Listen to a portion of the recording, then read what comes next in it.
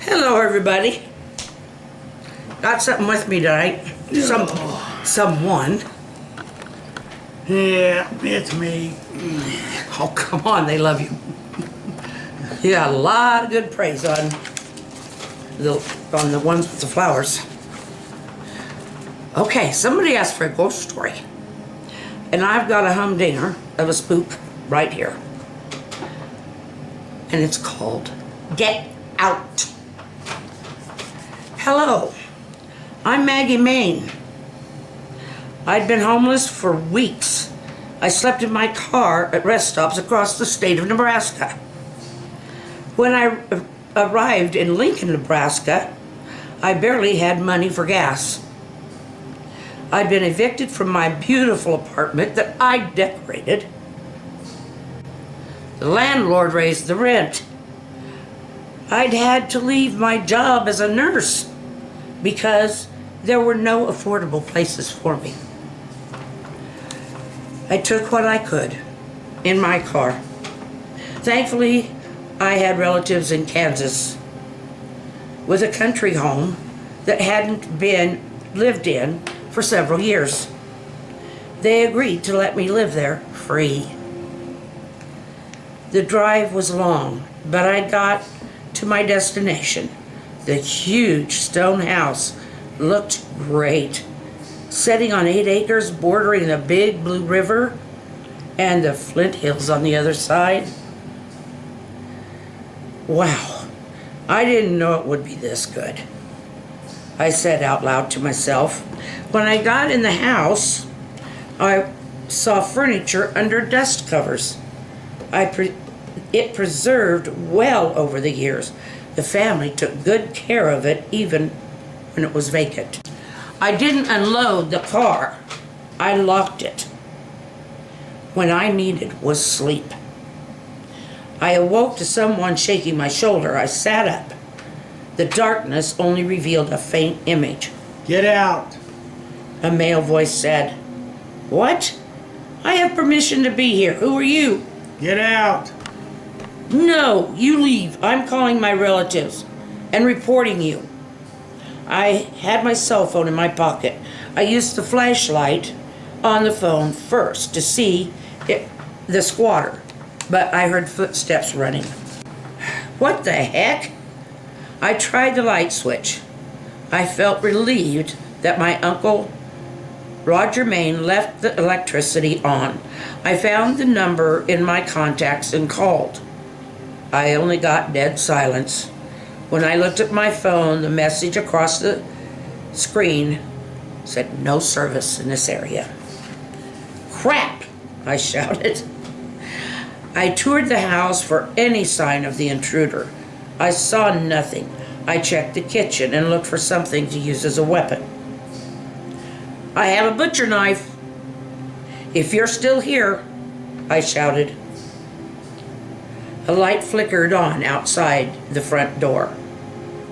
They'd installed a motion detector light. I carefully looked out and saw nobody. Something set the light off, a bark. I looked around and saw nothing. I opened the door slowly.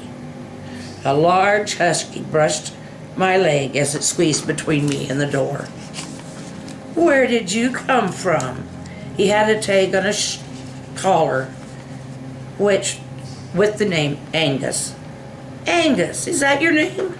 "Woof." "Where were you earlier?" I wondered if the dog belonged to the farm or if it belonged to the intruder. Dawn finally broke. I went around the house checking every room for signs that anyone had used the house. There wasn't even a wrinkled sheet, although I was surprised to find the house completely furnished. A phone rang. I followed the sound to the kitchen and saw a landline just inside the door on the wall. I never noticed it because of my fear. I picked up the receiver. "Hello?" Get out. The same male voice from the night before, except very loud. I hung up. Did I have the right house? Now that there was a landline, I was able to call my uncle. Hello? Hi, this is Maggie Main. I am calling you about the place to stay. You told me about a vacant country house where I could stay. I remember. Did you make it all right? I'm not sure. Is it a big stone house? Yes. Is there a problem? We tried to make sure it was all fixed up for you. It's beautiful, if I'm in the right house. A man shook me awake last night and told me to get out. Then he ran away. This phone rang a bit ago, and it had the same voice. This time, he yelled at me to get out. Claimed this is his house. A husky with the name Angus on his collar came in when the motion light went off in the front. And the dog was at the front door. That's the right place. I'm going to call the sheriff. Before you even check it out? Yes, I want you to lock every door, keep Angus close to. What's going on? Is there something I should worry about? Why don't I just drive to town? No. What is going on? I hope there is nothing but an inmate escaped from Lincoln, Nebraska prison. If it's him, he could be anywhere. I'm glad he left the house without attacking you. Are you sure it's him? No, I don't know who it is. I hope it's not him, but we need to check. This man is known to be violent, rapist, and murderer. If it's him, you're very fortunate that he left. Maybe it's not him at all. He didn't touch me except to shake me a little. That's a good sign. I hope it's not him too. Just lock up and stay put. Keep the dog with you. There is a basement with a rifle. The bullets are on the shelf next to it. Use it if you need to. Okay. 20 minutes later, the two sheriff's cars and a truck full of men stopped on the road. I opened the door. A man came in to the house. Hello, I'm Roger. I'm going to double check in here. Angus barked and rubbed against the man's leg.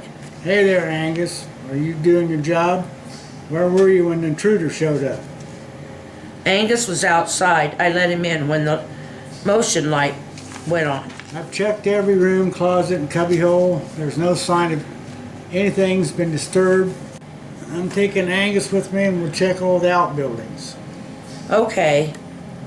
By dusk, the sheriff, his deputies, and Roger had checked by the river, in the hills, up and down the road, even with tracking dogs.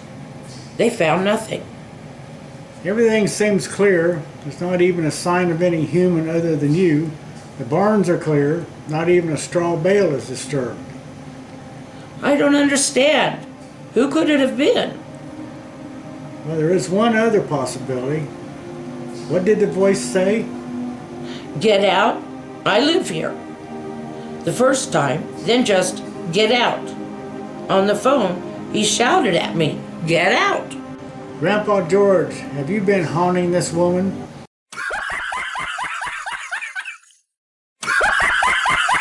I'm sorry. I should have told you about Grandpa. I thought he finally moved on. What do you mean? This is a ghost? That's impossible. I don't believe in ghosts. Well, whatever you believe, Grandpa George is a real spirit. That was definitely his laugh. Grandpa, you leave this girl alone. She's your grandniece, so be nice.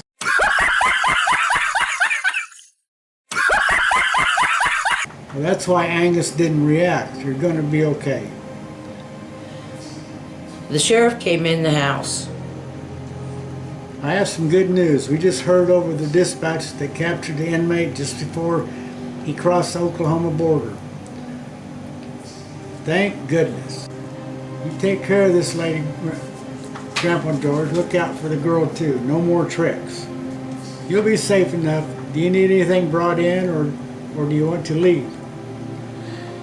I thought for a minute. I'll stay for now. I have to get a job. I hope they're looking for nurses somewhere around here. Oh Lord, you are a godsend. We've been needing nurses so bad, from the county hospital to the local nursing home and doctor's office. Some have been doing double duty. That will certainly help. If you can help bring in some of my stuff, that would be great. It's a bit messy from living in it, but it would sure help a lot.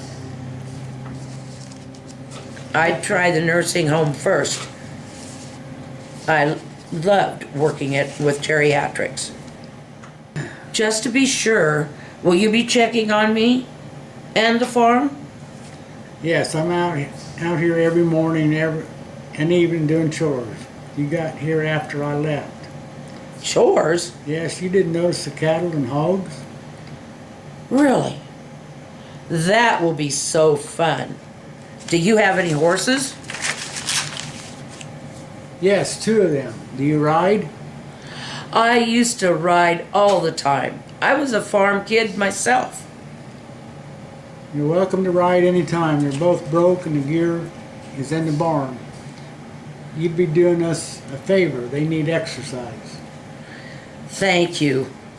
You've been so nice to me. I haven't felt that in a while. Think nothing of it, little lady. That is the tale of Get Out.